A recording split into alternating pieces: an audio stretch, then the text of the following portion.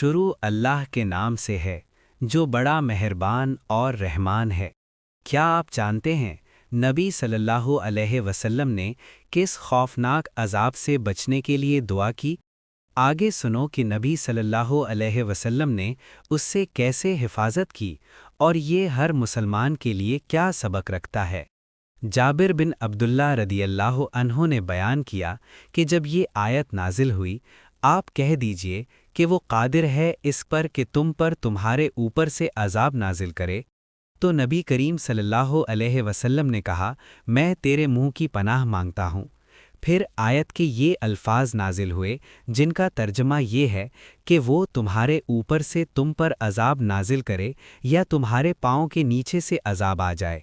تو حضرت صلی اللہ علیہ وسلم نے پھر یہ دعا کی کہ میں تیرے منہ کی پناہ چاہتا ہوں۔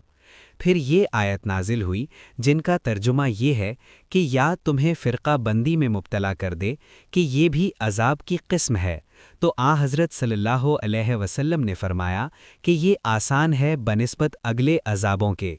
یا اللہ، جو سنا اور پڑھا ہے اس پر عمل کی ہدایت دے، آمین۔